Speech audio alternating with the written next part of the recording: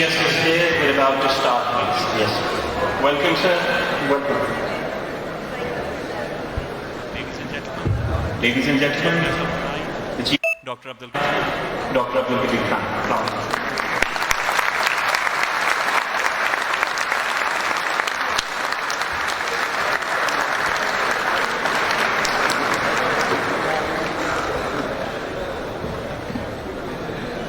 वही साइड लेना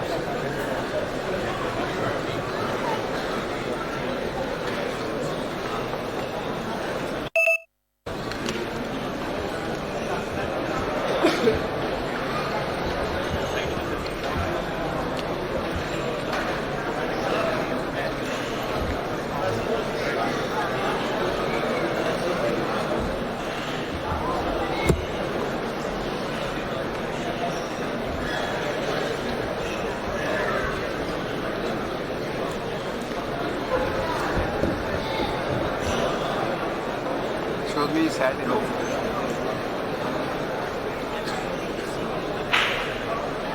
Ma'am, should be.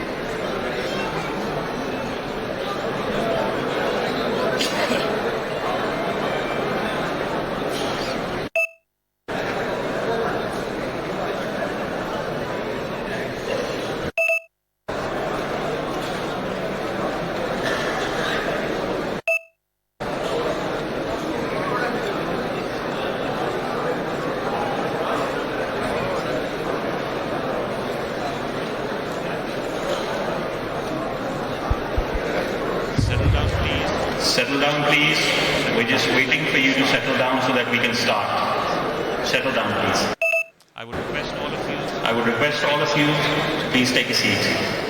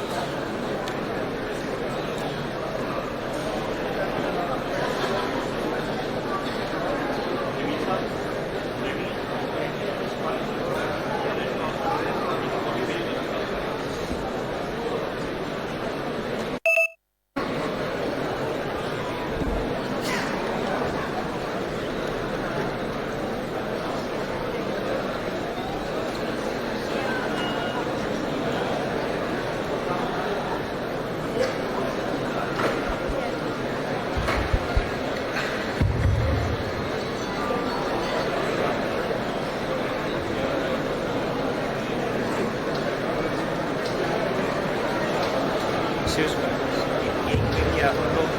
Bismillahirrahmanirrahim. Right. Bismillahirrahmanirrahim. Assalamu alaikum and good evening, honorable guests, ladies and gentlemen, honorable chief guest.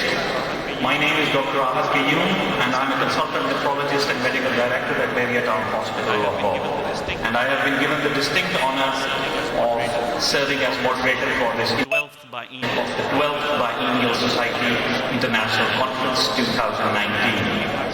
We have a fully packed schedule for you this evening, so without further ado, let us begin with a recitation of the Holy Quran.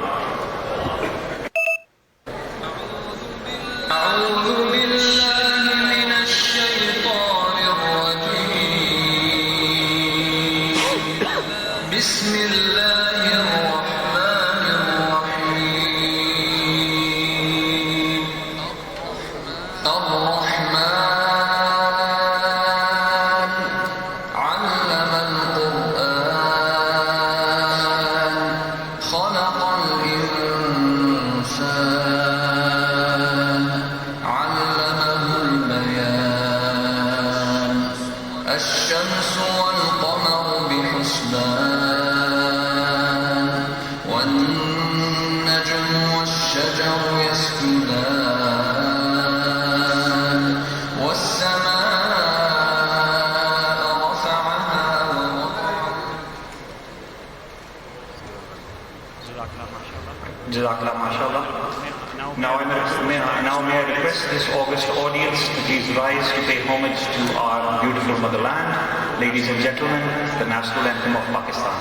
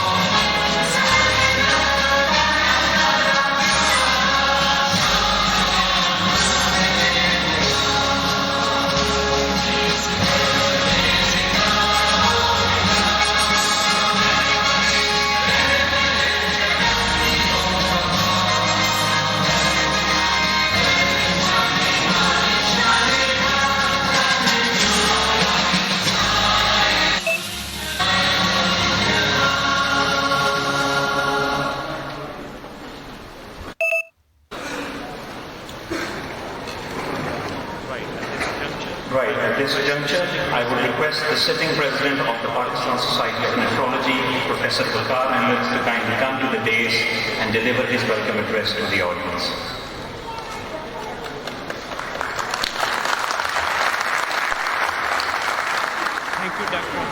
Thank you, Dr. Ahad, and Bismillahirrahmanirrahim. Honorable guest of honor, Dr. Abdul Qadir Khan Sahab, respected Vice Chancellor, worthy guests from abroad, colleagues, ladies and gentlemen, Assalamu alaikum and good evening. In capacity of President Pakistan Society of Nephrology, I consider it is personal honor to welcome you all at the inaugural ceremony of 12th Biennial Conference of Pakistan Society of Nephrology. I am humbled by the presence of Pride of Pakistan, Dr. Abdul Qadir Khan, and an eminent scholar who is just preaching, like Professor Javed Akram Sahab, who have taken time out of their busy schedule to grace this occasion.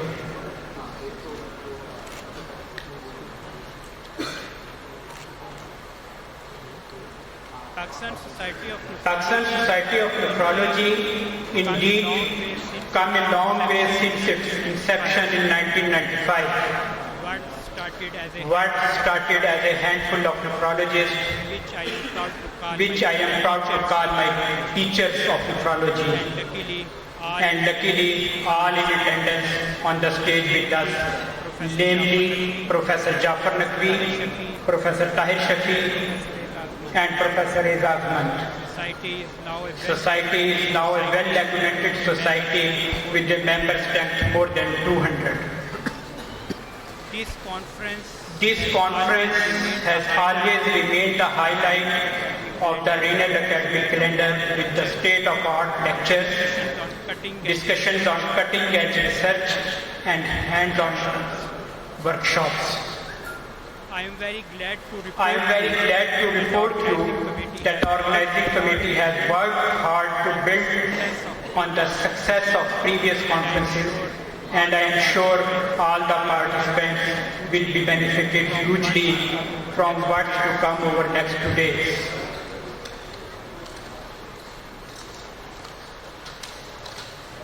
I am especially proud to report that for the first time in the history of Pakistan, this conference has been fully endorsed by the International Society of Nephrology, International Society of Peritoneal Dialysis, and the Asian Pacific Society of Nephrology.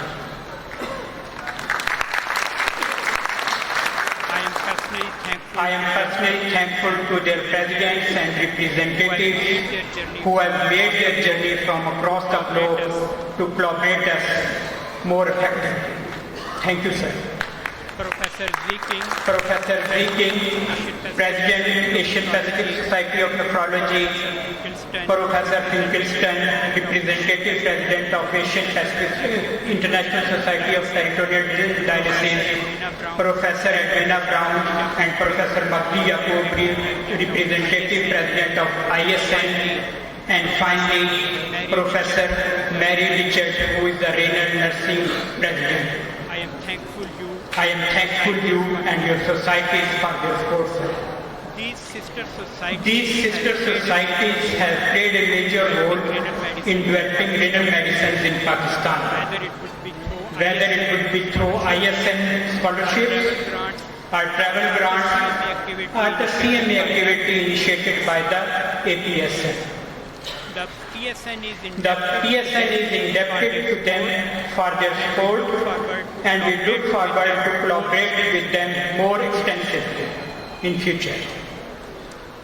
It is through their collaboration that we have been able to make significant improvement in the scientific program by adding for the first time in the history a debate on hypertension targets, especially in the chronic kidney diseases, and much needed hand-on workshops on peritoneal dialysis and intervention nephrology. In the purview of the continuous medical education, Pakistan Society of Nephrology feels very strongly about furthering the training of our budding nephrologists. For this, we have been successfully running postgraduate nephrology board review courses on annual basis for the last 5 years. I am glad to report that this has received excellent feedback and bore much fruit. These courses entail state-of-the-art lectures from leading nephrologists all over the Pakistan and the first-hand clinical cases. The last course, Alhamdulillah, concluded this morning with much success. At this stage, it is very relevant that I shed some light on our future endeavors and directions. Despite being a relatively young specialty in Pakistan, nephrology has made noteworthy progress in the hemodialysis department. This has largely been in the backdrop of significant investment on the part of the government. On the other hand, unfortunately, other essential aspects have been neglected. We feel Pakistan Society of Nephrology has a major role to play in developing a structural peritoneal dialysis and renal transplant program. For this, Pakistan Society of Nephrology aims to cooperate with the international societies to train our members so that similar programs can be initiated in our own country. Not only peritoneal dialysis program will provide the ideal treatment for those end-stage renal disease patients who need it, but it will also help to relieve the overburdened hemodialysis program. Additionally, As most would agree with me that renal transplantation remains the treatment of choice for end-stage kidney patients. a lot of work need to put into developing a robust renal transplant program in our country. We, as a society, need to formulate advisory guidelines for the stakeholders to develop a safe and ethical means of transplantation. Moreover, there is an urgent need to create awareness about the organ donation, which can later on assist in developing avenues like cadaveric transplantation in our country. I am glad to inform you that society, with the approval of the executive committee, has reserved some funds to promote research in the field of nephrology. With the help of this fund, society will be able to sponsor the research projects, especially for the young nephrologists in future.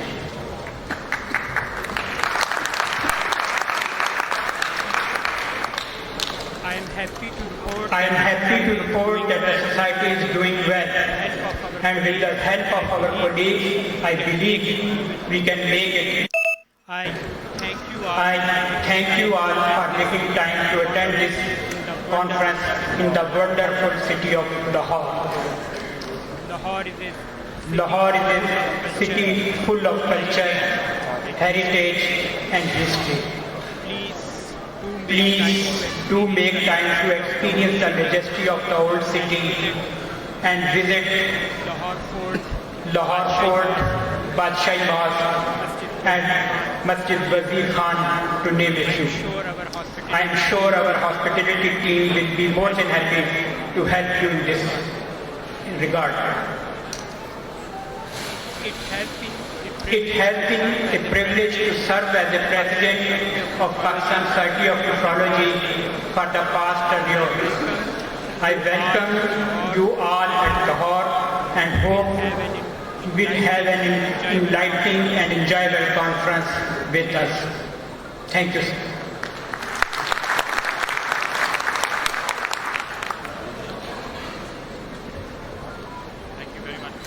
Thank you very much, Professor Waqar Ahmed. I am a witness to the amount of hard work and energy invested to make this conference possible.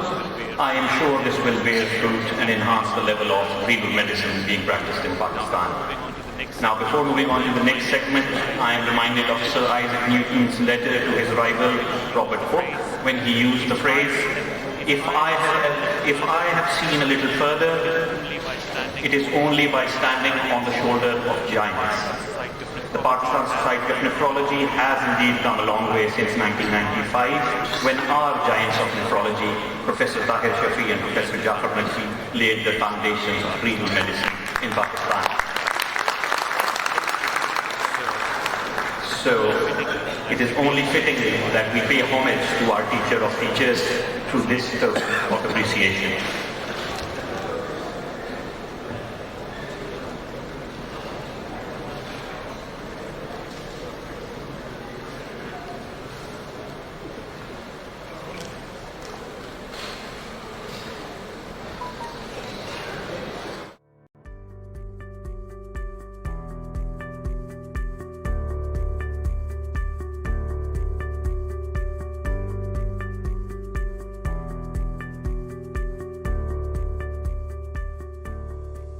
चंद अफराद इसे सिर्फ एक जरिया रोजगार समझते हैं, फिर कुछ ऐसे भी हैं जिनके लिए यह है इंसानियत की खिदमत का एक रास्ता, और फिर आते हैं वो लोग जिनकी जिंदगी शोबा तिब की अमानत है और उन्होंने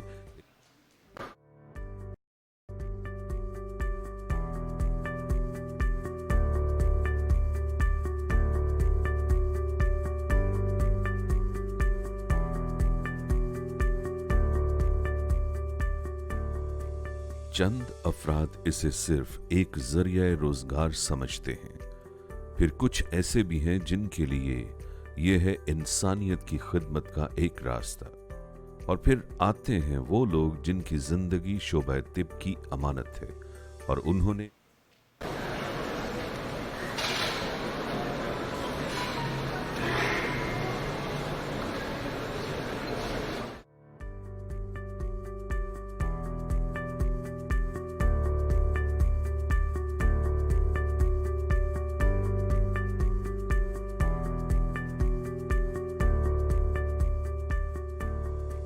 चंद अफराद इसे सिर्फ एक जरिया रोजगार समझते हैं, फिर कुछ ऐसे भी हैं जिनके लिए यह है इंसानियत की खिदमत का एक रास्ता, और फिर आते हैं वो लोग जिनकी जिंदगी शोबा तिब की अमानत है और उन्होंने इस शोबे की तारीख बदल डाली। पाकिस्तान में अमराज गुर्दा के इलाज, तशखीस और जदीद सहूलियात की बुनियाद रखने वाली, इस सफ़र को आगे बढ़ाने वाली और आज बेशुमार नौजवानों को इस शोबे की जानब राग़ब करने वाली दो ऐसी शख्सियात आज इस मुल्क में मौजूद हैं जिनकी जिंदगी मेहनत और खिदमत से इबारत रही। सबसे मोतबर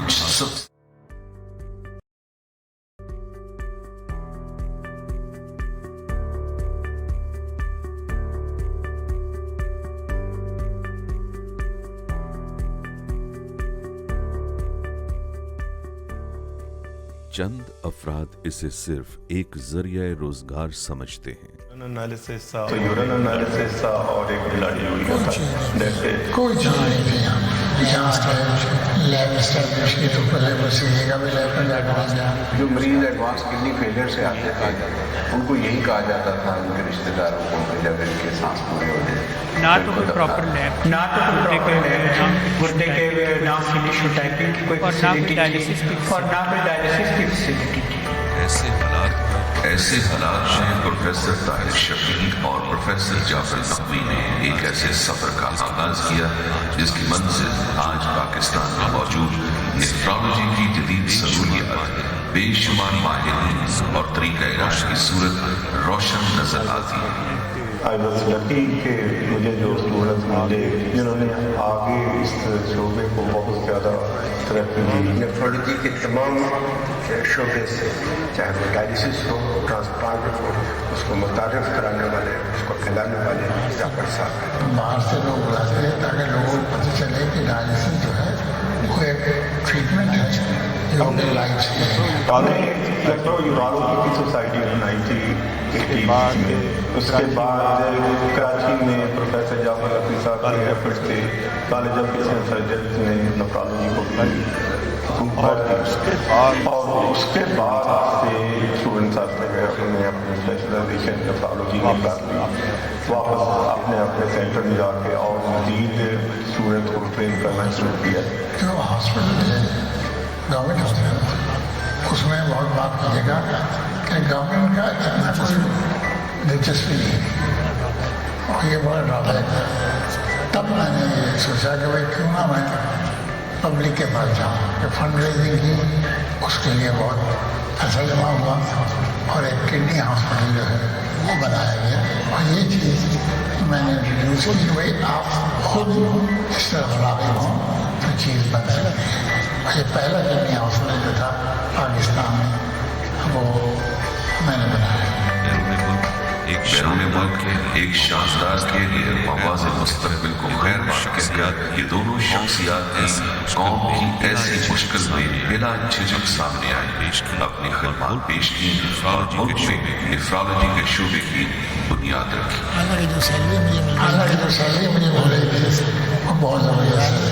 तो मुझे याद है कि प्रोफेसर बोस के यहाँ मेरे बॉस वहाँ उन्होंने मुझसे कहा भाई ये क्या तनख्वाह हो गया, तुम्हारी क्या तनख्वाह हो गया? मैंने $10 $10 मेरी तनख्वाह 700 रुपये 70,000 हो गई तनख्वाह वहाँ। तो मैंने कहा फिर ये हो गई तो उसमें आर्मी मिशनरी है, मैं बेटा मैं घर जाना चाहता हूँ। स्टेज पे था तो छुट्टियों में पाकिस्तान आने का मौका मिलता था, तो उस दौरान मैंने यहाँ पे जो टीवी शोबे के बारे में ज़रा स्टडी करता था, तो मेरे पास ये एहसास हुआ मुझे कि ये जो शोबा है इसमें ना तो एक्सपर्टीज़ है पाकिस्तान में और ना ही कोई फैसिलिटीज़ हैं, तो इस ख्याल से कि मैं अपनी ट्रेनिंग वहाँ हासिल की है, अपने लोगों को उसका फ़ायदा पहुँचाऊँ। एक तहकीक के मुताबिक पाकिस्तान में हर साल गुर्दे के अमराज से होने वाली अमवात की तादाद 30,000 से ज़ायद है, जो दुनिया भर में 8वें नंबर पर है। प्रोफेसर ताहिर शफी साहब और जाफर नकवी साहब का ही नेफ्रोलॉजी को जिन्हें मिन्नत है कि आज इनका इलाज प्रॉपर नेफ्रोलॉजिस्ट कर रहे हैं। प्रोफेसर ताहिर शफी और प्रोफेसर जाफर नकवी जैसी शख्सियात की मेहनत से गुज़श्ता 2 दहाइयों के दौरान नेफ्रोलॉजी के शोबे में बेतहाशा तरक्की हुई। अर्ली 80s में कोई डायलिसिस की मशीनें नहीं थी ऐसा पम्प्स के साथ ब्लड क्लीनिंग की जाए, उसके अलावा प्रिमिटिव थी जिसको स्क्रिप्टर शंट कहते थे, उस पेशेंट की कलाई के पास वो शंट लगा दिया जाएगा ऑपरेट कर और उसके ज़रिए डायलिसिस किया जाए। प्रोफेसर ताहिर शफी जब 82 में पाकिस्तान आए थे, उस वक्त अलहदा डिपार्टमेंट नहीं थे नेफ्रोलॉजी के, तो फिर मेडिकल वार्ड्स के अंदर ही वो डायलिसिस करते थे और वहाँ पे पेरिटोनियल डायलिसिस स्टार्ट हुआ, तो इस तरह बहुत से मरीजों की जानें बचाई जा सकती। आज पाकिस्तान के करीबन हर बड़े शहर में हुकूमत की जानिब से डायलिसिस की सहूलत मुफ्त फराहम की जा रही है। दूसरी जानब गुर्दे की ट्रांसप्लांटेशन की सहूलत कम सही, लेकिन पाकिस्तान के तमाम बड़े शहर जैसे कि कराची, लाहौर, कोयटा और इस्लामाबाद में ये सहूलत दस्तयाब है। साउथ में जाफर नकवी साहब ने नेफ्रोलॉजी की बुनियाद रखी होती और नॉर्थ में प्रोफेसर ताहिर शफी साहब ने नेफ्रोलॉजी की बुनियाद रखी होती। गुर्दे फेल होने के जो मरीज थे वो या नेफ्रोलॉजिस्ट के पास इलाज या वजन फिजिशियन के हाथ इलाज कराते। सबसे बड़ा जो कंट्रीब्यूशन है कि उन्होंने बहुत से लोगों को ट्रेन किया, इनकी रहनुमाई और ट्रेनिंग और पेशेंट केयर के बगैर शायद ट्रांसप्लांट पाकिस्तान में मुमकिन नहीं था। कौमी और बैनुल-अक़वामी जरीदों में प्रोफेसर ताहिर शफी की 7 और प्रोफेसर जाफर नकवी की 54 तसनीफात नेफ्रोलॉजी की कौमी और बैनुल-अक़वामी तंजीमों से वाबस्तगी और सरकारी सतह पर सितारा इम्तियाज और उसने कारकर्दगी अवार्ड की सूरत इनकी खिदमत का एतराफ़ ये साबित करता है खिदमत का जज्बा और अपने शोबे से अखलास दुनिया को बदल डालने की सलाहियत रखता है। जाफर नकवी साहब ने सबसे पहले पाकिस्तान में एक रिकॉर्ड कीपिंग का सिस्टम, पेशेंट के रिकॉर्ड कीपिंग का सिस्टम, जो कि अब तक जिना अस्पतालों इसी तरीके से कायम है कि पेशेंट का रिकॉर्ड किस तरीके से मेंटेन किया जाता है। उन्होंने सबसे पहले जो शुरू करवाई डायलिसिस की रजिस्ट्रेशन करवाई। पहली दफ़ा पाकिस्तान में जो पंजाब में किडनी ट्रांसप्लांट्स हुए वो भी उनकी वजह से कि उन्होंने अमेरिका से अपने दोस्त प्रोफेसर खालिद भट्ट को बुलवाया और एक हफ्ते में 7 किडनी ट्रांसप्लांट अस्पताल में है। आज पाकिस्तान में नेफ्रोलॉजी के शोबे में आलमी प्यार का मुकाबला करती हुई सहूलियात गवाही देती है कि जज्बा से चाहिए तो एक नई दुनिया तहरीक करना और एक नई तारीख रकम करना मुश्किल नहीं। कौम इन खिदमात से आप दोनों शख्सियत खिराज तहसीन पेश करते हैं।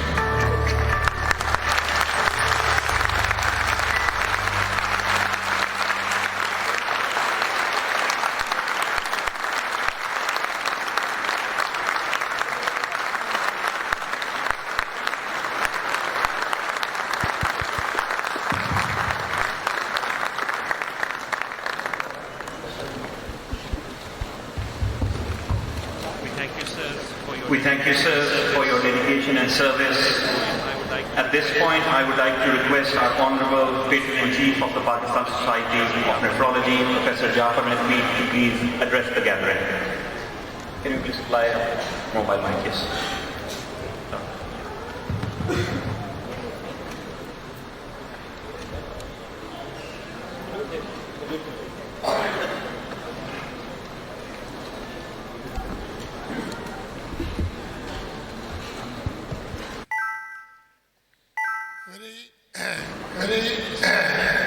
respected Dr. Abdul Qadir Khan.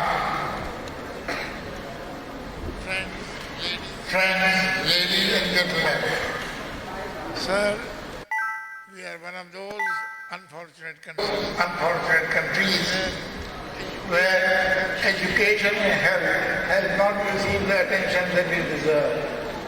If it was done, our economic situation would have been different.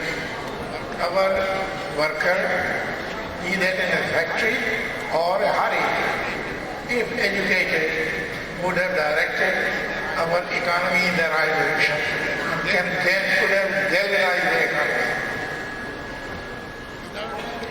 Without education, our workers are unaware of their abilities and their commitments. Sir, I grew in an environment which I'm sure you share with me, where emphasis in our time was on communicable diseases, malaria, dysentery because of poor water, if it is available, and other communicable diseases. I'm sure you are aware, when I went to China in 1990, a friend of mine, a Chinese doctor, I said, why do you drink this warm water? He said, Chairman, I don't drink warm water. I said, why does he drink the warm water? There were a lot of problems with dysentery, etc. And the doctor said they should boil water and drink. So Chairman now drinks boiled water. So we drink the same. I wish our leaders do the same advice and practice it themselves, that things can be different. We have eradicated smallpox not because of our efforts, but all over the world smallpox has been eradicated due to vaccination. We must be grateful to social media and organizations for highlighting non-communicable diseases, which are diabetes and high blood pressure, obesity, stone disease and kidney infection. These are non-communicable diseases, particularly diabetes and high blood pressure. I call them silent killers. Diabetes, mellitus, high blood pressure in particular can damage the kidney permanently without even having symptoms, at least in 30% people. The appearance of protein in urine at any stage indicates the damage and can damage the kidney permanently, leading to end stage.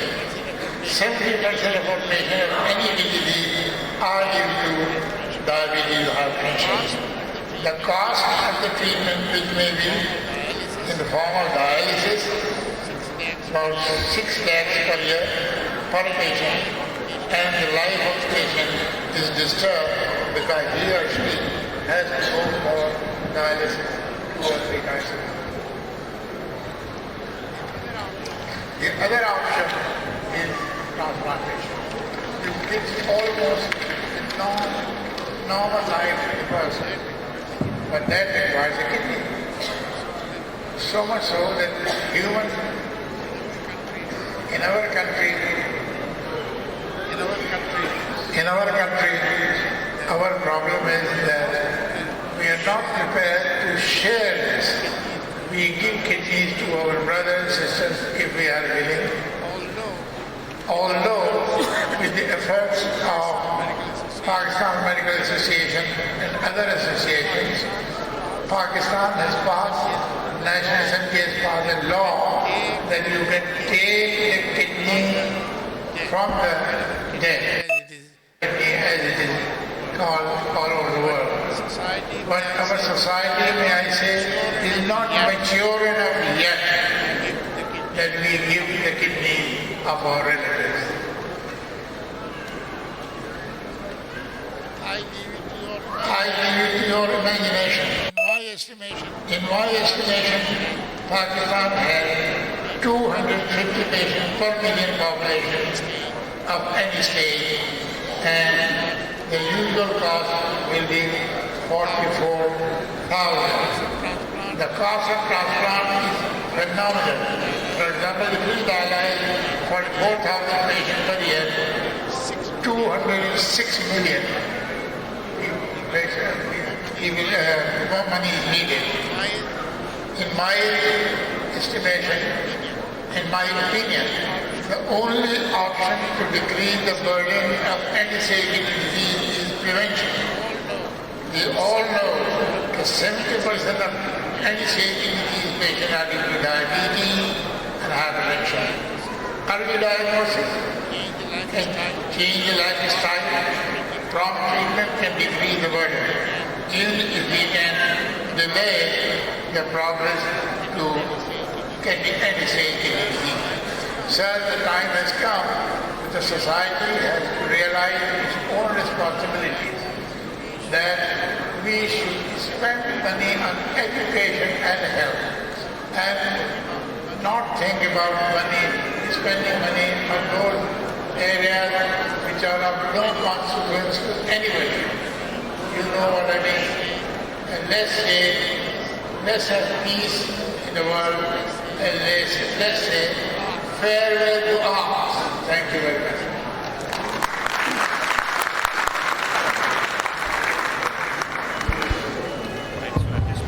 Right, so at this point I would like to the greatest scientist Pakistan has ever produced, the pride of Pakistan by all measures, a person who needs no introduction whatsoever, the guest of honor for this event, Dr. Abdul Qadir Khan, please address the gathering.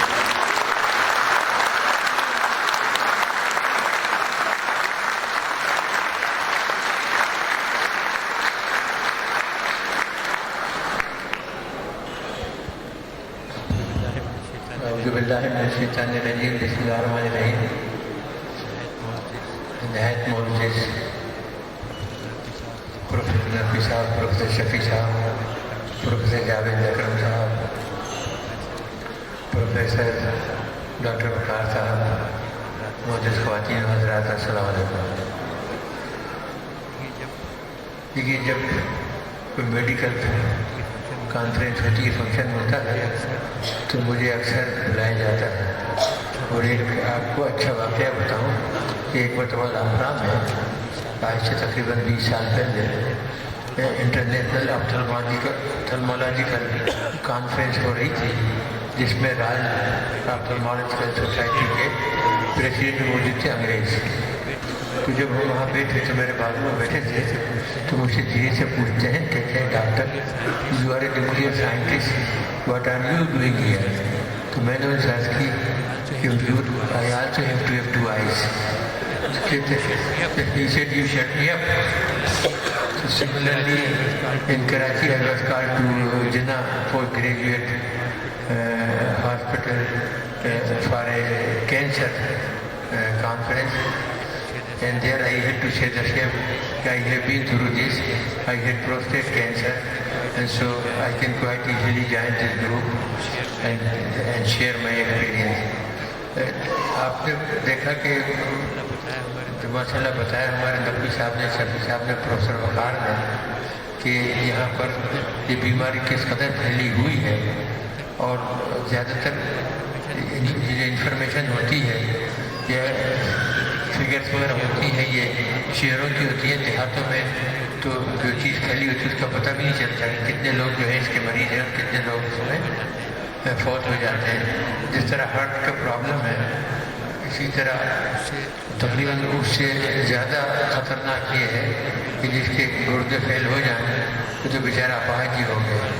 Heart کا تو problem یہ ہے کہ اگر آپ کو heart attack ہوا اور آپ گزر گئے تو کم تک تو تکالیف سے بچ جاتے ہیں، لیکن یہ وہ معاملہ ہے، وہ کافی لمبا چلتا ہے اور کافی تکلیف دہ ہوتا ہے۔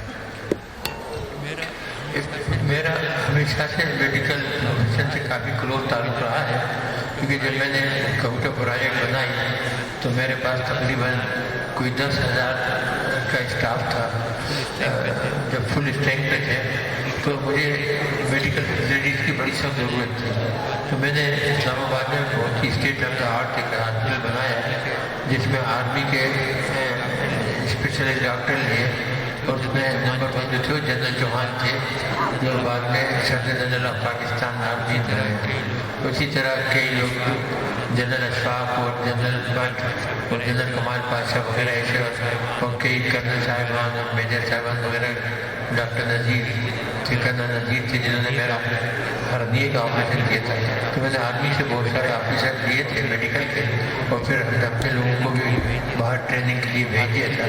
तो वो हॉस्पिटल अब जो है इस वक्त इस्लामाबाद में one of the best, if not the best at least one of the best hospital. बहुत ही अच्छी सहूलतें हैं हमारे स्टाफ को, दूसरे आराम मिलता है और सहूलतें मिलती हैं। वो बेचारे मुझे दुआएं देते हैं, जब भी मैं जाता हूँ अपने अस्पताल तो वो सब मुझे दुआएं देते हैं कि आप ये सहूलत हमारे लिए बना दें। और इससे कोई सहूलत नहीं है, बल्कि कोई सहूलत नहीं है कि हम यहाँ आते हैं और हमारा अच्छी तरह इलाज किया जाता है, हमें अच्छी तरह देखा जाता है, हमें दवाएँ मुफ्त दी जाती हैं। मैंने कराची के अंदर एक मेंटल हेल्थ हॉस्पिटल बनाया है IBH के नाम से, जहाँ हम हज़ारों लोगों का इलाज करते हैं। उसके अंदर रेजिडेंशियल भी है, लोगों को जो साइकोलॉजिकल डिस्टर्ब होते हैं उनको वहाँ रखते हैं, उनका ट्रीटमेंट होता है।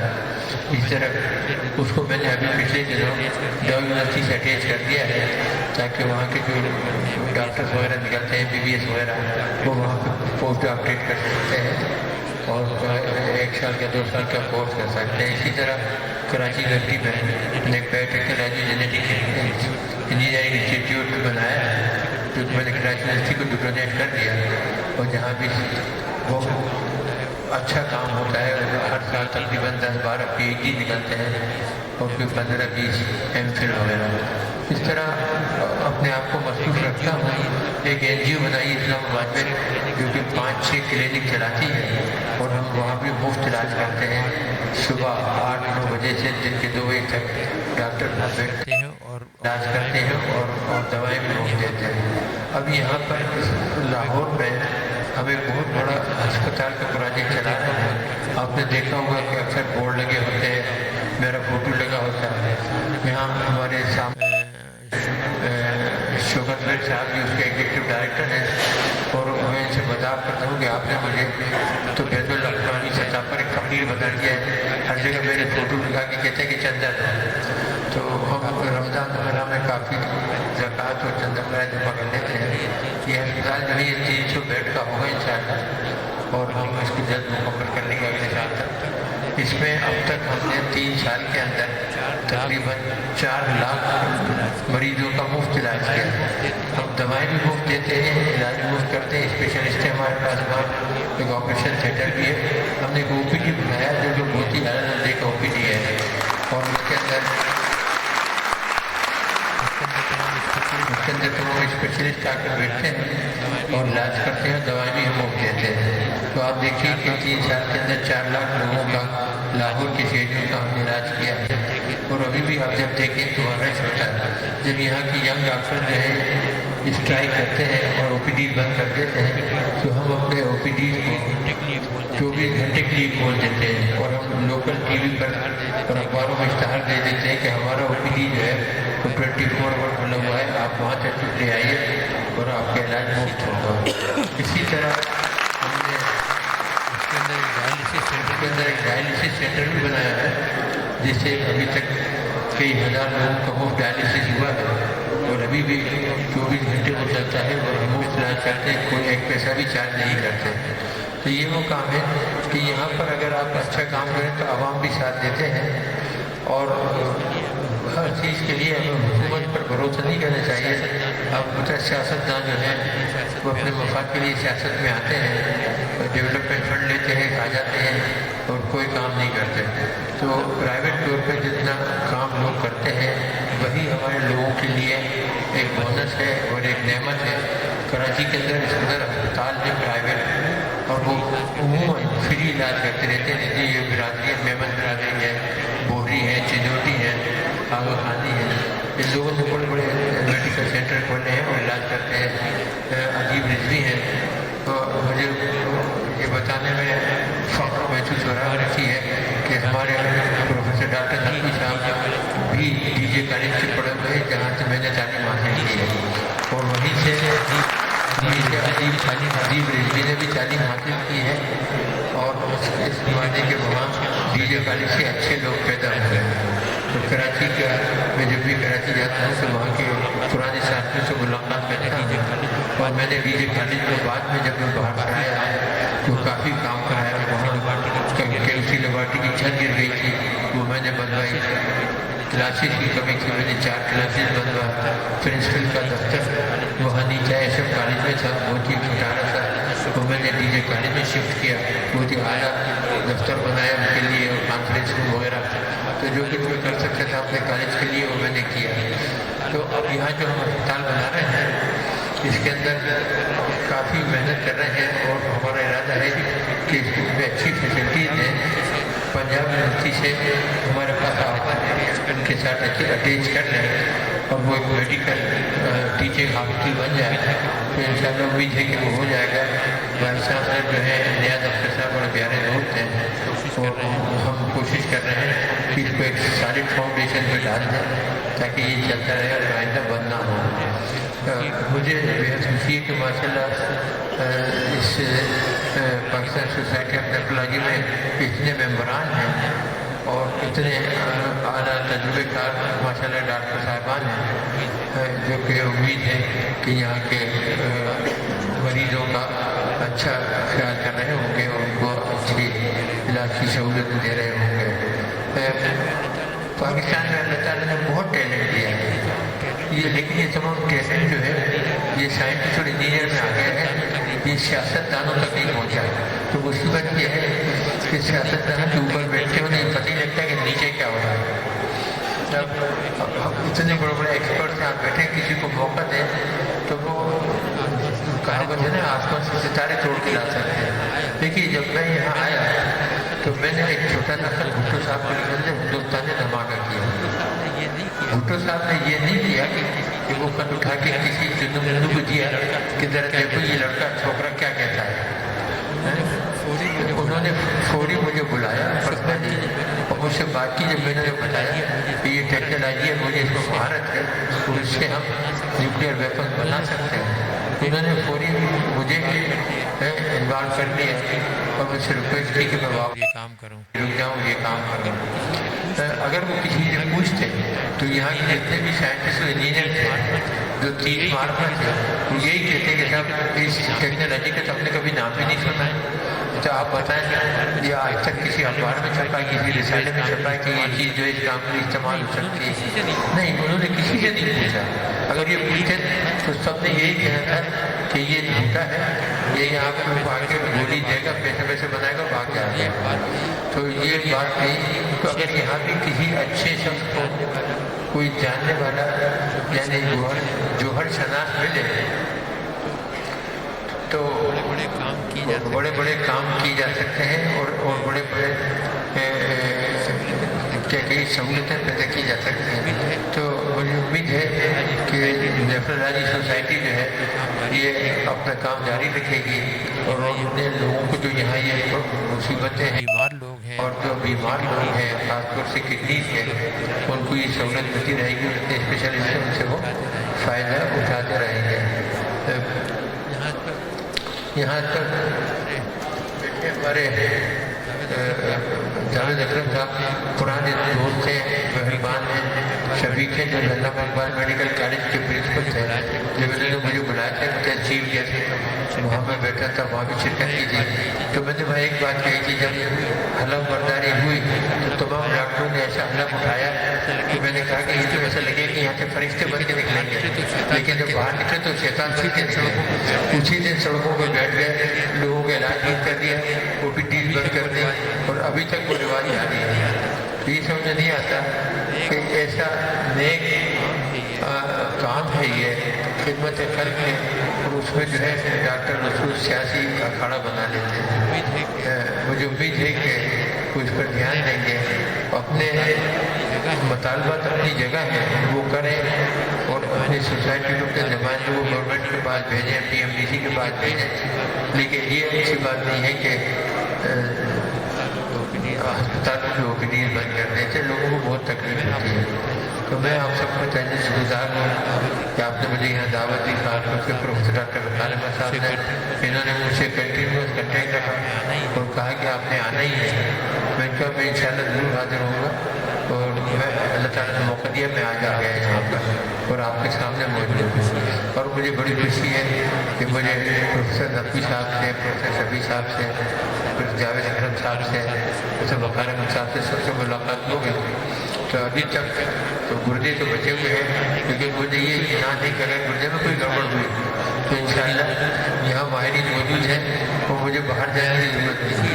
मैं आज तक किसी इलाज के लिए बाहर नहीं गया। मेरा हर्निया का ऑपरेशन मैंने कबूले में कराया, मेरा प्रोस्टेट का ऑपरेशन हुआ, मैलिग्नेंसी थी, वो मैंने पाकिस्तान में कराया।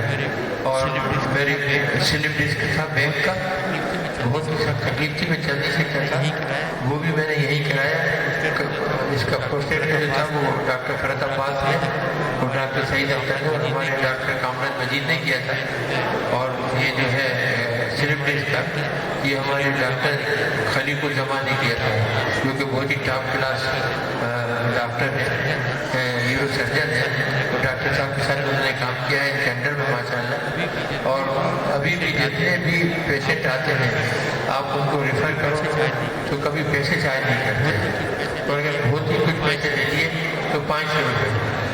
तो माशाल्लाह लोगों के दिलों में खिदमत खल्क़ का जज्बा है और अभी भी ऐसे बहुत सारे लोग हैं जो लोगों की खिदमत कर रहे हैं।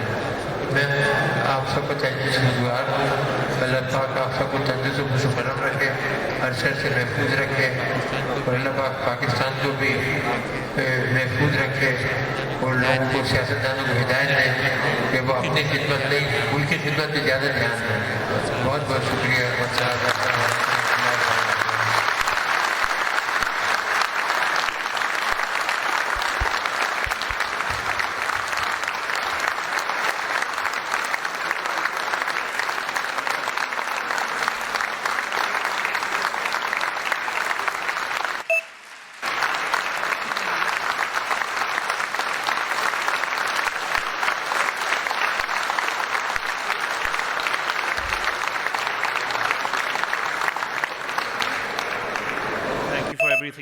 Thank you for everything, sir. You are truly an inspiration for all of us, and words cannot do justice to the amount of respect and love we have for you. At this point, I would like to introduce the chief guest of this event, a household name in the field of medical education in Pakistan. He has received numerous national and international awards and has served as Dr. Abdul Khan has mentioned, he has been principal of Allama Iqbal Medical College. He's been the Vice Chancellor of the Pakistan Institute of Medical Sciences and is currently serving as the Vice Chancellor of the University of Health Sciences. May I request the Honorable Professor Javed Akram to please come to the dais and address this august gathering.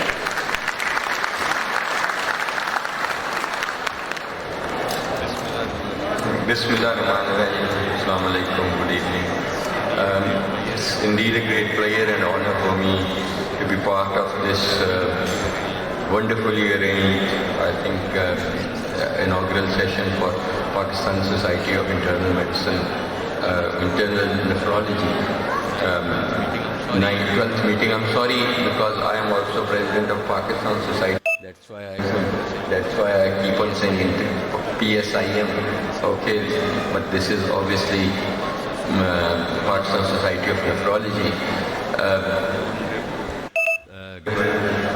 Guest of honor on the stage, Dr. Abdul Khan, who is my mentor, as he's mentor of the whole Pakistani nation.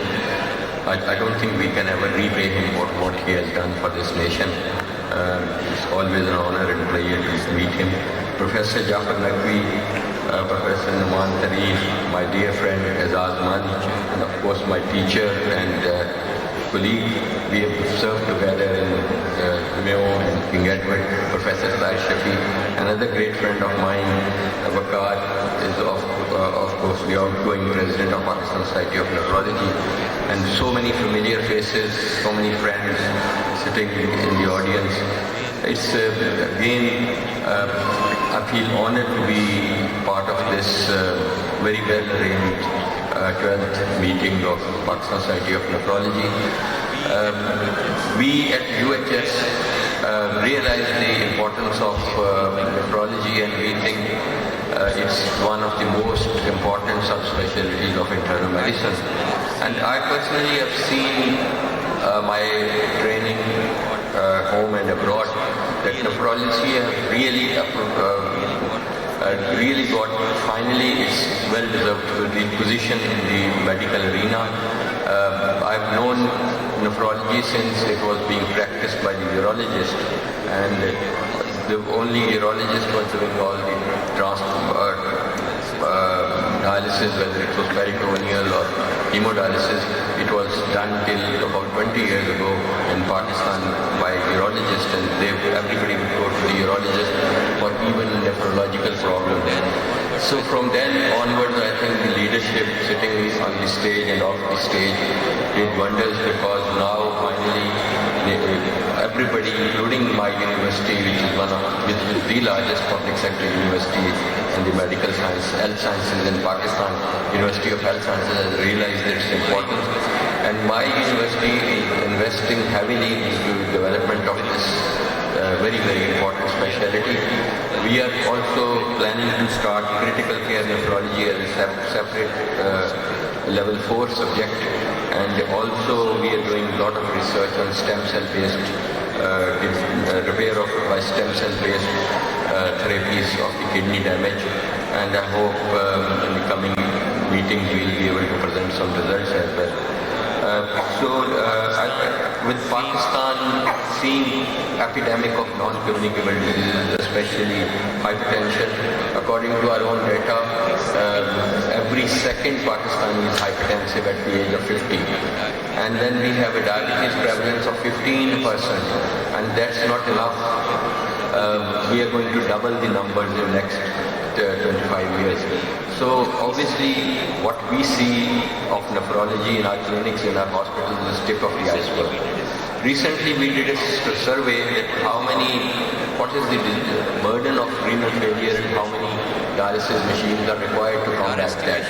And our estimation is that in Pakistan we require more or less 500,000 dialysis machines. But right now we have only 39,000 functioning machines, whether in the private or public sector. So there is a huge gap still to be filled. And that is why I think the government, the universities like mine, and all these societies must get together, and they must try to find out ways how to prevent the kidney damage rather than treat the kidney damage, which is ever so important, especially in a country like Pakistan where quackery is still rampant and all the renotoxic things are in vogue of being used for all sorts of ailments. We have cloned erythropoietin for the interest of, and very soon after we'll be able to commercialize it at about 10% of the cost that is available.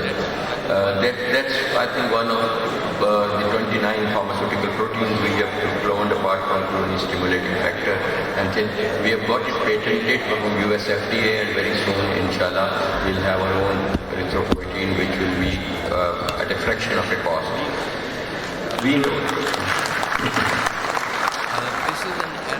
This is an era of really collaboration, and I think only yesterday I called Bakar, and I being president of Pakistan Society of Internal Medicine, which is not even 1 year old, but we have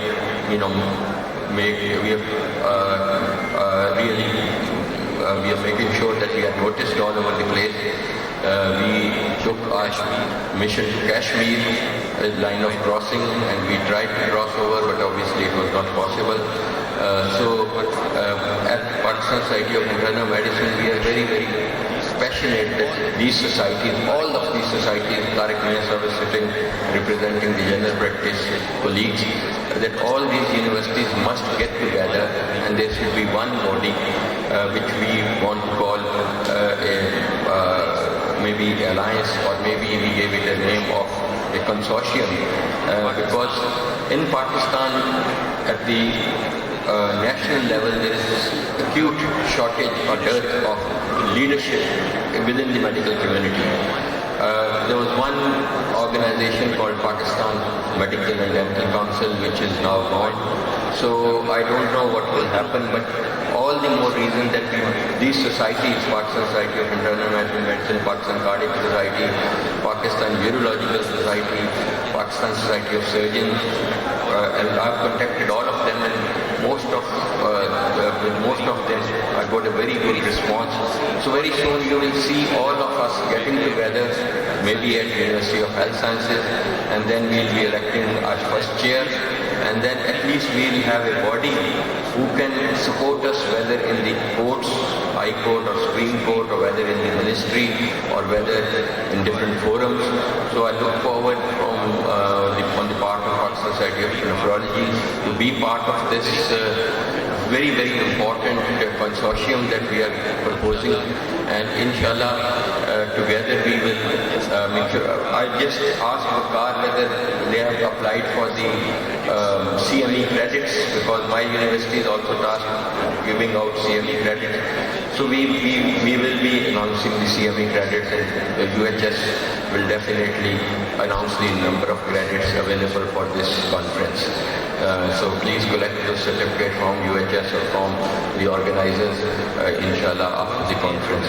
So once again, I'm very thankful to Wakar for asking me to come over and see so many familiar faces and revive my relationship and memories. And I hope,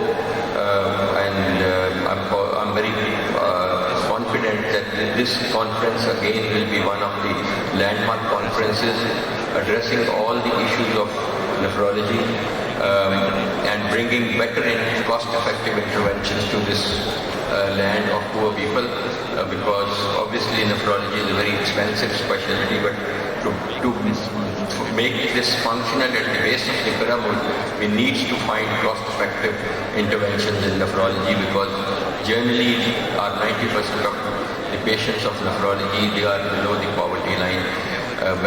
Whatever we do, we still have a huge gap to fill in, and I'm sure this conference is very much geared towards bringing in the new interventions, discussing new ideas, and all of the guests from home and abroad, I wish them a very, very pleasant stay in this historical city of Lahore, and also a very informative conference. Thank you so much.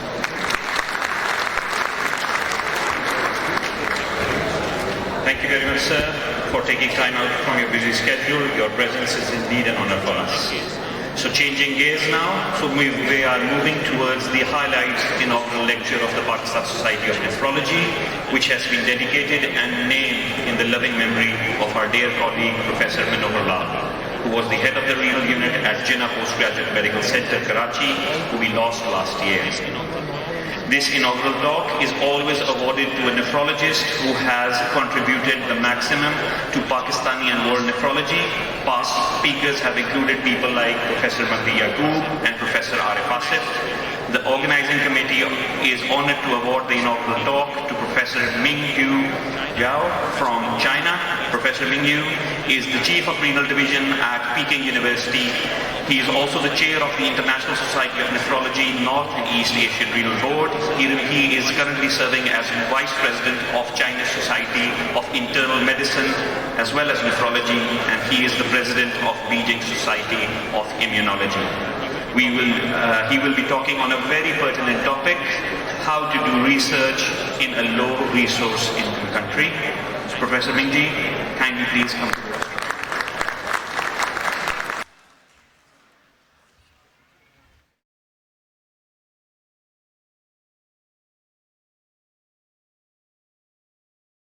Ahmed. It is my great honor to be invited. And I'm humbled here. And this is the first time for me to came to Pakistan. The topic for me is to how to set up the medical research with low resources. Difficult for me, a little bit difficult for me. However, I would like to tell you what in clinical division, how to set up our renal program using clinical research. Actually, the question is why we need to do research. And personal interest, promotion in academic also requirement here, and also requirement from the administration as well. However, in academic and the teaching hospital, however, in academic and the teaching hospital, do requirement to do research. So the research could improve our clinical care, such as precision. The limited means, for me, two means. One is the infrastructures, whether you have a laboratory facility, whether you have animal facilities, for example, genetic knockout mice or something, laboratory resources and grants. However, for me, the most important thing is in our so-called limited resources, we could take care of all of clinical resources. And if you have sporadic cases, and how do you set up your cohorts? And also, you should take care of the biosample bank, especially you have your tissue, blood, urine, and the DNA, etc. And also, you need to follow up the patients. Then you have the most important things to do research. That is the Peking University, and the old one, that is outpatient, that are inpatient, which is our renal division, set on level 4. That is only 104-year-old hospital. However, this hospital just in the city center of Beijing, just near Forbidden City. And I want to show you why we talking the establish our renal division. Our renal division is the first renal division of China, set up by the gentleman, Professor Xu Xianwang. And then the second giant is my mentor, Professor Haiyan Wang. And both of them make our division become stronger and stronger. We have nephrologists as well as home office 52. We have also 100 nurses. We also have paramedics. It's a big division. If you look at our division, I must mention my mentor, Professor Haiyan Wang. She passed away 5 years ago. However, she is important because she is recipient of Rescue Robinson Award for her contribution to nephrology education. And she also the recipient of the first Eisen pioneers in nephrology. That is, our division has been ranking as the #1 renal program in China for many years, either in reputation or in the academic influence. That is our professor and the associate professors, that is the team. That's the clinical side. Actually, I don't want to show you all of them because of time limits. I just want to show you, if you look at our outpatients every year, that is 120,000 a year. That means every day we need to take care of 500 to 600 outpatients. That's the nephrology. Sometimes we don't know where the patient comes from. They just come in. So that is a very, very big burden. We also have 3,800 renal biopsies every year. So that means that every week we have 70 to 80 renal biopsies. And come to the how to do research here.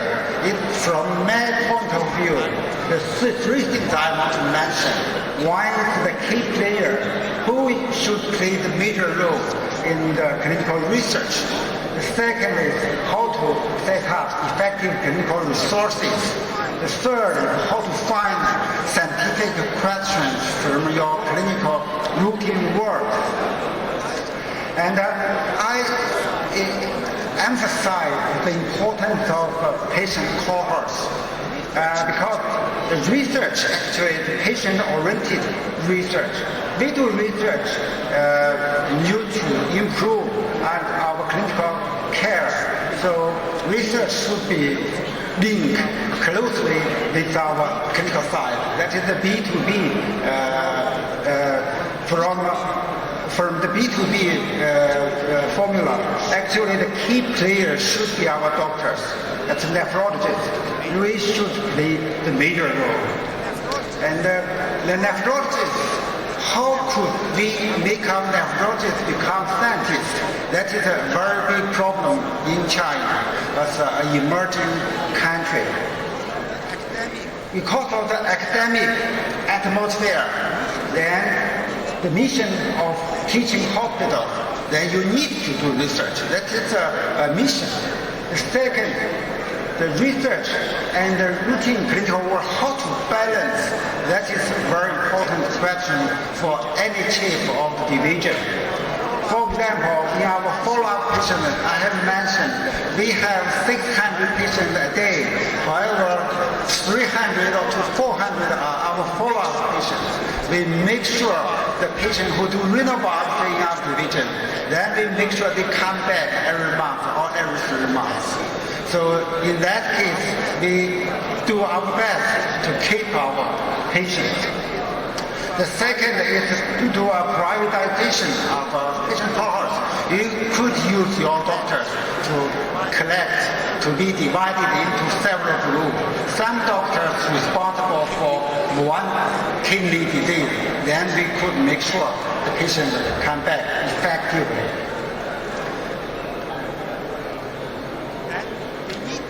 Then we need to do a continual research output, which will make a virtuous circle. The doctor will have achievements, and also we need to balance income, including some incentives between researcher and the clinical care provider. We always in China, if you do a lot of research, you will have a low income. That is a problem. So we need to balance it to increase their income, and also the doctor become first author, then become senior author. We also hope they could have innovation, then they have publication, then they receive national grants, then they have a promotion to become professor. So that is a kind of virtuous circle. And the second point I want to mention is the effective clinical resources. We have a lot of patients, I have mentioned. However, not every patient we use effectively. And also, we have a lot of different clinical phenotypes. For a single disease, you maybe have, for example, IgA nephropathy, you have just isolated hematuria. You also maybe have patients with nephrotic syndrome. Then they do have difference, and you could compare the difference. And they might have underlying different pathogenesis. That picture I want to show you is the idea. When patients present to us, they do renal biopsy, they maybe under dialysis, they maybe become one of the cohorts. However, at that time, we collect the clinical data. We have the tissue, serum, urine, DNA, and we can do some analysis. But the impact are low. If you design a treatment according to the guideline and also follow up patients for 10, even 20 years, then you have a long-term outcome. If you could collect any data during that period, then you will integrate your clinical data and the biosample together. Then you could do good research. At that time, you know the risk factor of prognosis and the biomarker of the treatment and the response. From this point, then you reach your clinical trial and the basic research, solve your problem, come back. Then, though all of those, when we do research, to hope to do the disease prevention and the guideline, you might modify your guideline and also provide solid data to the health policy makers. That slide show you the clinical data in our division. That is the renal biopsy, DNA samples, and the plasma. And also there are cohorts. I'm mainly focused on autoimmune disease. If you look at lupus, they have 500, ANCA, foot 400, and also anti-GBM disease, good part of disease is 200. So that is a very important autoimmune related kidney disease. Finally, I would like to give you several examples of how to find scientific questions from our routine clinical work.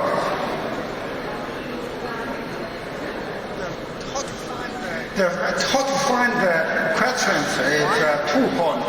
One is, as a physician, you should have sharp vision. We need sufficient clinical training. We also need research training. However, the most important thing is innovation. In such an era, you should read a lot of literature to find innovation. And routine work such as word-round, CPC, and independent by common sense, hot points, and clinical phenotype. All of those you could do research if you have patience. I give you actually 3 samples. I just want to show you one of them. For example, we have one patient die of ANCA disease. Then the clinical side, we reach the clinical scientific question. That patient is an elderly man. He has hematuria and proteinuria. And he was diagnosed as ANCA-associated vasculitis. He was given prednisone and cyclophosphamide, 0.4 gram intravenous. And the patient remits very well. The patient had got a partial remission. And after 2 months, during follow-up, every examination is good. So we gave another bonus of cyclophosphamide 0.4 grams. That is not larger dose. However, the patient died after 1 week. And he died of PCP infection. At the very beginning, when he was received to the emergency department, the patient had a higher MPU ANCA titer, a higher ESR, and a higher CRP. And he was considered as ANCA disease relapse. Then we have the question from the discussion of the patient death. Some doctors suggest a relapse usually likely began from the same organ as the initial onset. Then our young doctor began to do research review. We couldn't find such a theory. Then they analyzed our patient. We have 165 ANCA disease. That is 10 years ago. Then we have a long-term follow-up and 55 relapse. Have 39 of them indeed relapsed from the same organ as initial onset. Therefore, the doctor just gave a short publication. That is a case. You have a patient die, then you discuss why the patient died. Then you have different opinion. Then you confirm which opinion is right. That is one case. I will skip all of this compliment because tomorrow I'm going to talk a little bit compliment. And the third case is about the unidentified scientific questions from the literature. We always, when we read a paper, in the preface they tell you why they want to do the research. In the discussion, they tell you what they found and what they haven't resolved, what they want others to answer. And also, if you read the guideline, then the guideline usually tell you something which is not resolved. For example, the KDIGO 2012 guideline to treat glomerular disease, ANCA-associated vasculitis relapse is associated with increased risk of ESRD, also increased with severe life-threatening organ damage. However, we don't know what is the risk factor for those patients to have relapse. We have patients nearly 400 ANCA disease. Then we have a long-term follow-up. Then we could do the study. Then we find something with long involvement and the initial serum creatinine indeed indicate which one is going to have relapse. And also question from histology classification. That is another example for lupus. You all know a professor called Richard Glassow from the United States. He gave us a lecture 10 years ago. Then he talking about what happened to the 2003 lupus classification. He has mentioned something. The following regions were not covered by the classification, including crescents, tubular interstitial regions, vascular regions, podocyte regions. He also mentioned antibody to C1q might be important for SLE or lupus relapse. Then we use our 300 patients to do a serious work. Then we confirm the crescents important. Then tubular interstitial regions. Then renal vascular regions. And podocyte regions. Also antibody against C1q epitope, one of the C1q, and also antibody against CRP, which is interact with C1q. So we have some very good publication. Then we have invited to write review for Nature Review Nephrology. That is based on our patient cohort. And if you have interest, you can read this review. The final example is about the clinical phenotypes. I gave you an example from the anti-GBM disease. But you all know anti-GBM disease is life-threatening. However, they also have different phenotypes. The severity of kidney damage. Some patients combine with idiopathic membranous nephropathy, someone with Cartman disease, which is lymphoproliferative disease. Then they have different. For example, the patient has normal renal function. The second case is we isolate anti-GBM antibody from a normal person like you, but the antibody don't cause disease. How the nature antibody become from a nature to better genetic? We reclassify our patients in different groups. For example, 85 anti-GBM disease and dialysis dependent. We have 12% of patients which is mild to moderate renal damage.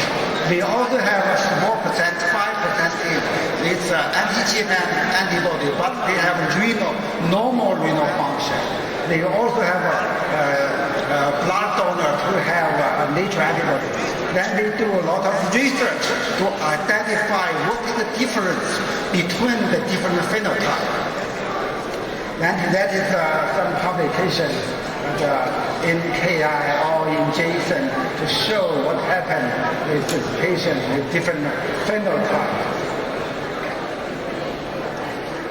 That is the review as well. As the publications last year in our division, we have a publication from BMJ and JSON ARD, etc. That is the reason we have been selected as the regional training center to host ISN fellows from other countries. I fortunately have one talent nephrologist from Pakistan. It's Dr. Muhammad Riyaz. He's working very hard to especially on the PD, asparagus, idiopathic membranous nephropathy. I'm glad that today he has been working and present here. Finally, I want to show you one or two slides to how to do clinical research in so-called emerging countries. And And the physician scientists, we need to build up our disease cohorts. We need to set up effective clinical resources with biobank. We have patient cohorts with long-term follow-up. We also need some infrastructure. We need to ask scientific questions from our routine clinical work. And this final slide tell you we need to think in. When we do clinical practice, we need to think in, we need to look at the literature, then we need to think together, then you will have innovations. And why a novel idea will provide you the opportunity to have publication, to have a grant, then you do good research. Thank you very much.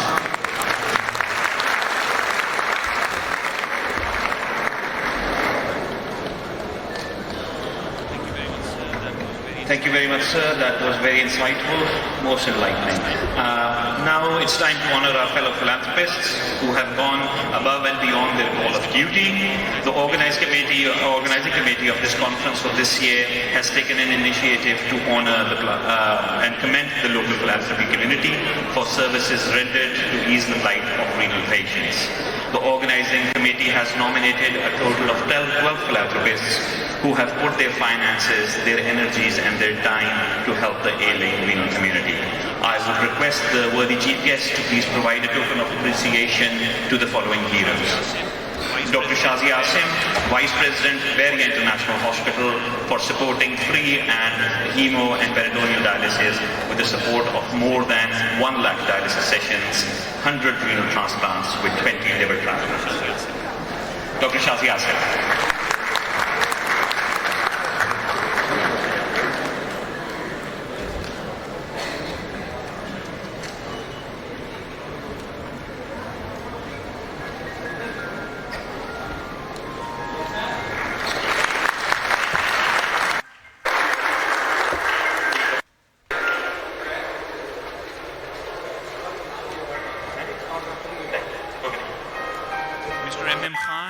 Ex-Federal Secretary of Services, rendered to he has been the executive board member for more than 10 years. We are very thankful, sir. I believe his son is here. Mr. Fahad, are you around? Well, I did meet him this morning. Okay. So moving on, can I request Mr. Khwaja Shahid, who's running a very successful NGO? His support for Sheikh Zayed Hospital has been pivotal. Can I request Mr. Dr. Naveed Malik, ex-head Punjab University and Virtual University, who has always been more than available to lend a helping hand for our renal patients to come forward as well. Dr. Naveed Malik.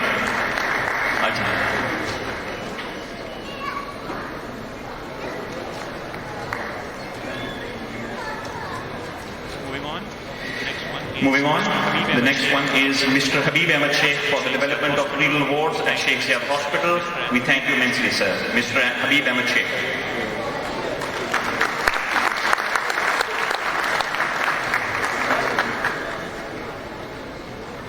The next one is Mia Arif. The next one is Mia Arif, owner of a successful catering business, feels the pain of the dialysis patient, literally considering he is on dialysis himself. His support in both financial and moral is highly appreciated. Can I request Mia Arif or his son? There you are. We thank you, sir. Welcome, sir. We thank you, sir. Can I request Mr. Ijaz Alam, CEO of Ahmed Glass Industry, generally donated free dialysis and generating a lot of funds for our vascular access programs. Mr. Ijaz Alam, we are highly obliged, sir.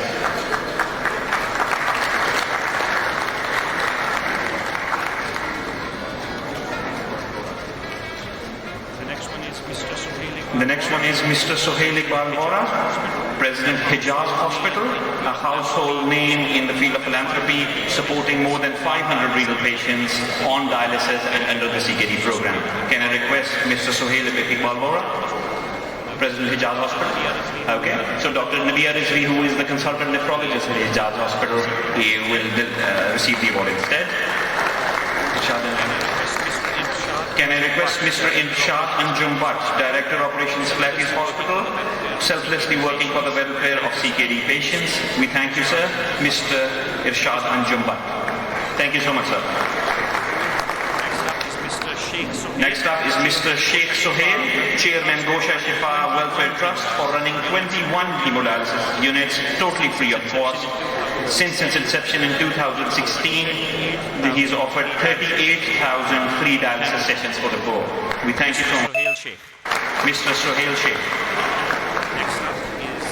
Next up is Mrs. Bilqis Server. I think Mr. Aftab will be receiving the award instead on behalf of the Bilqis Server Foundation, running a completely free dialysis center comprising of 60 dialysis machines. They've offered 68,000 free dialysis since 2017. Mr. Aftab. Mr. Aftab? No, right. Thank you so much, sir. Very kind of you.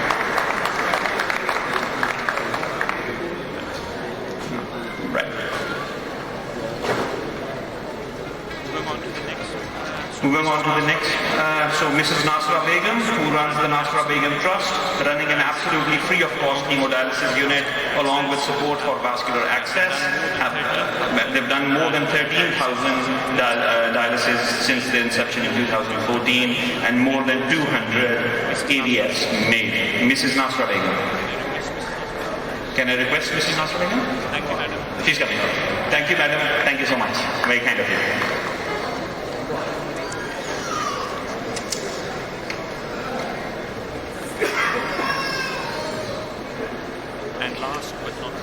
And last but not the least, I would request the administrator of the A.Q. Khan Trust Hospital, Mr. Shaukat Virk, for providing free dialysis and ancillary service to the ailing renal community.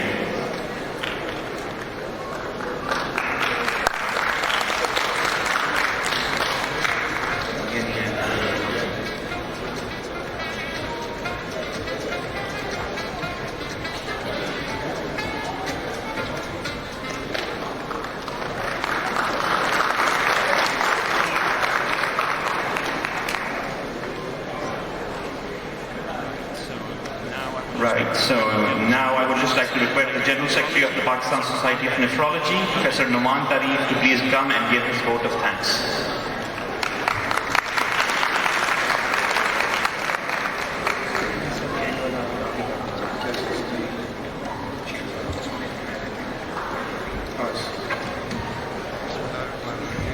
Bismillahirrahmanirrahim. Professor Javed Akram Sahab, I think the chief guest is going to leave. You can say goodbye.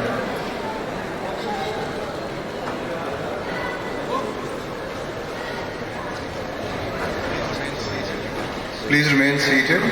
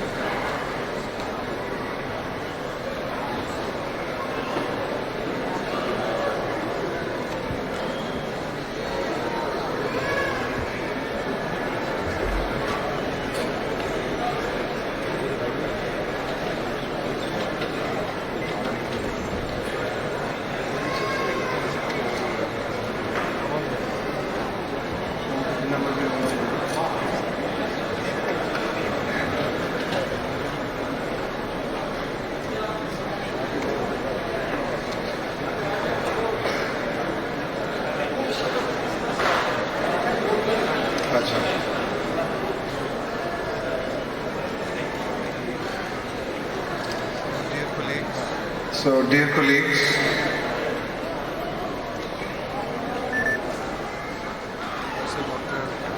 Professor Dr. Javed Akram Sahab, Professor Jafar Naqvi, and Professor Tahir Shafi Sahab, and respected colleagues and members and students. Assalamu alaikum. Nephrology as a profession is facing unprecedented challenges, amongst which is the dramatic changes in the healthcare system. And this may affect how we practice nephrology in the future. with resource and cost constraints. We all know that there will be a lot of hue and cry about the cost that is being incurred on this thing.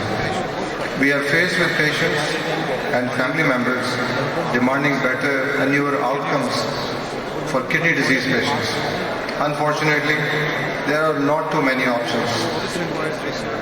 This requires research, innovations in management and devices for simple to complex aspects of kidney diseases.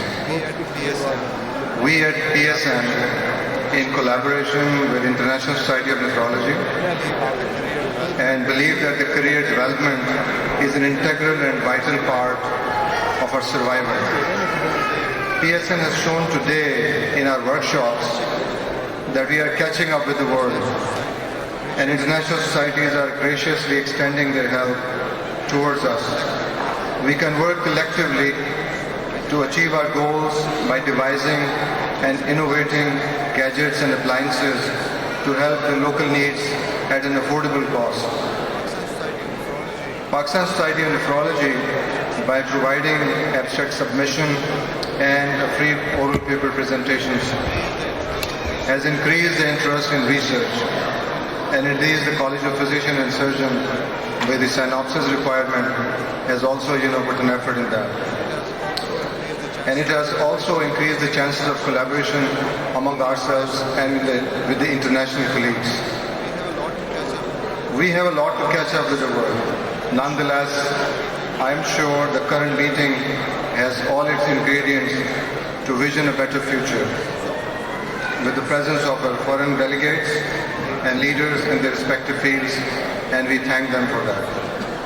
I am hopeful we'll have and should have collaborations in clinical education and research for improving the health care of our patients. Sir, research is an essential part of the progress in the field of medicine. Professor Waqar, President of our society, has announced a special fund for research of rupees 1 million, and this will further increase later on. I am sure opportunities are waiting for our members, since we have provided you with some funding, enough to start with, and a journal, Pakistan Journal of Kidney Disease, to publish your findings. The editorial team of the PJKD, Pakistan Journal of Kidney Disease, will support in all aspects in writing and editing of the original articles. So feel free, contact us at any time so that we can help you out with that. We cannot afford complacency anymore. The world is spending billions of dollars for research. Much of it is coming from the governmental organizations, and nevertheless, philanthropists such as Bill Gates Foundation, etc., they are spending a lot of money also. But in research, as a famous quote says, the research question is half true and half is false.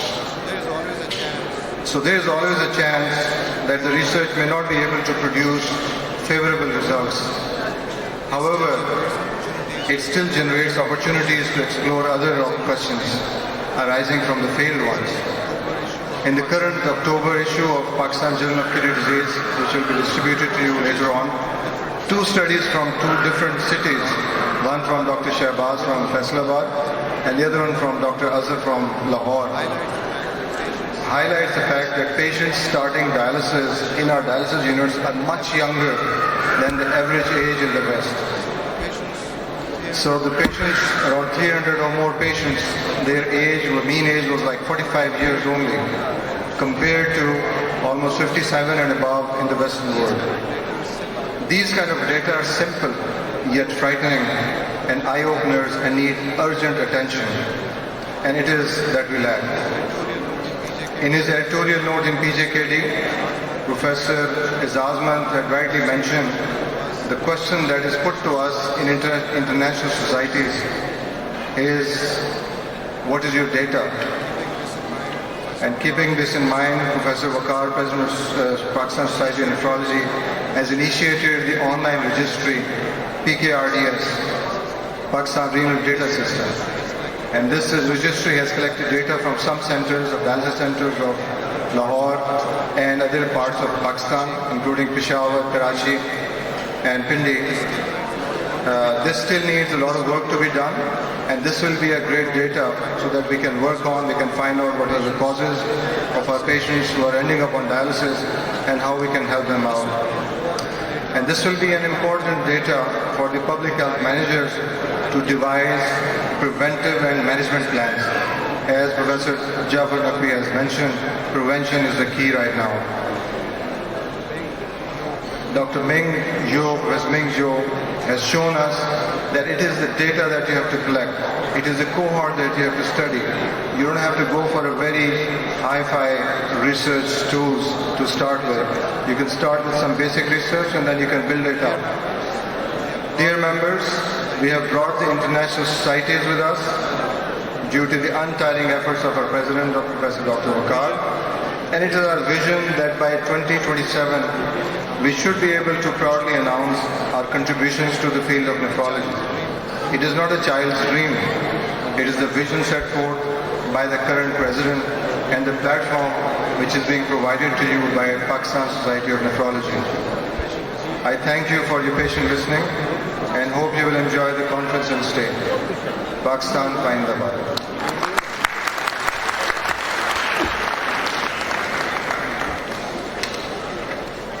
So when we were calling out the philanthropists, I think one of them just arrived. Can I request Mr. Sayyid Burhan Ali, who is the group leader for Mr. Gokhale Jaz's Trust, he runs a very, very successful dialysis unit at Jinnah Hospital, Lahore. Can I request Mr. Sayyid Burhan Ali to come to the rostrum? And Professor Javed Akram is going to present the certificate of appreciation.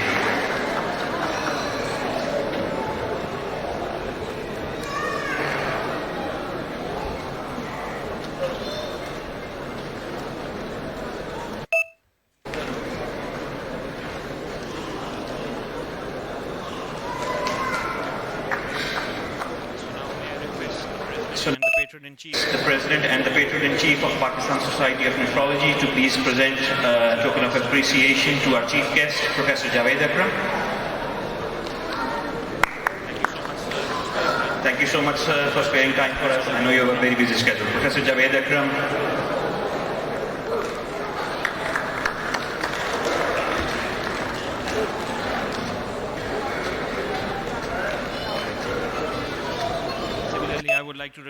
Similarly, I would like to request the Chief Guest to award a shield of appreciation to Professor Jafar Naqvi for services rendered.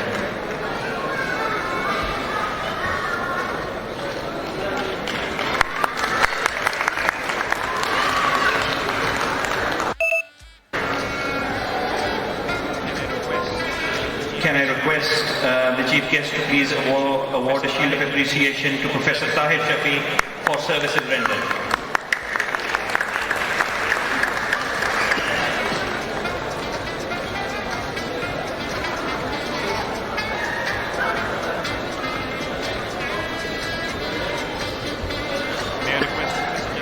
May I request Professor Javed Akram to award a shield of appreciation to Professor Izaz Mand as a token of his love and support for Pakistan Society of Nephrology.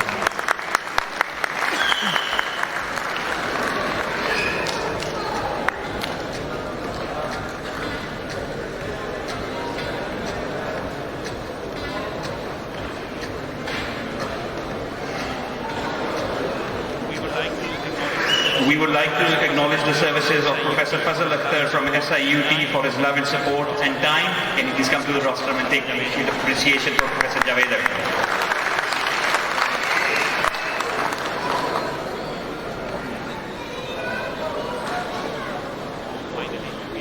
And finally, do we have Professor Tariq Chaudhry here?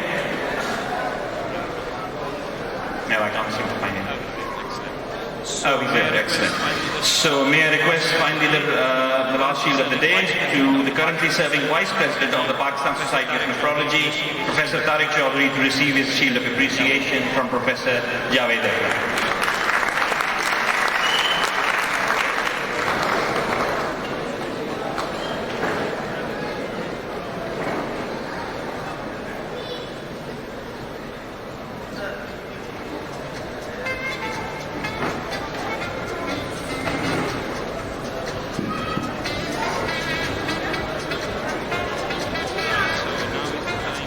so now it's the time for a little bit of entertainment.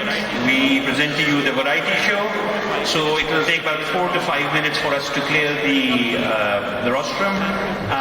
So we thank you, Professor Javed Akram, Professor Bakar Ahmed, Professor Tahir Shafi, Professor Jafar Naqvi.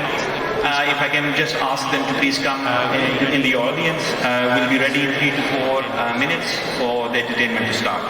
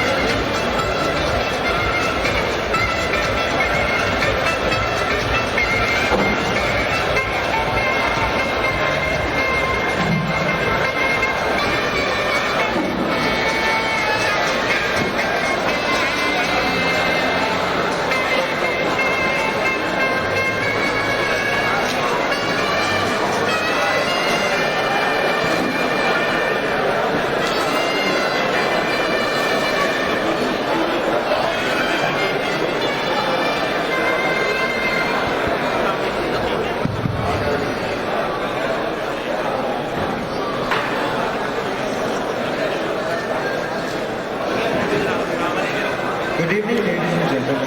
I would like to thank Solvent Event Management for blessing this beautiful evening. We are blessed to be here, and thanks to all the honorable guests.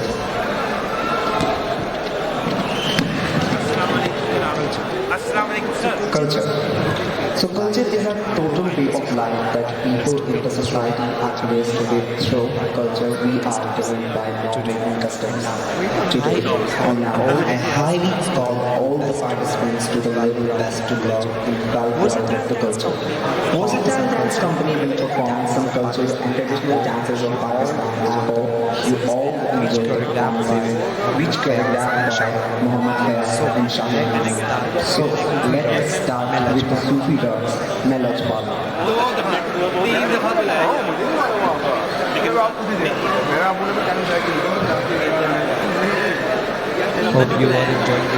Hope you are enjoying this night.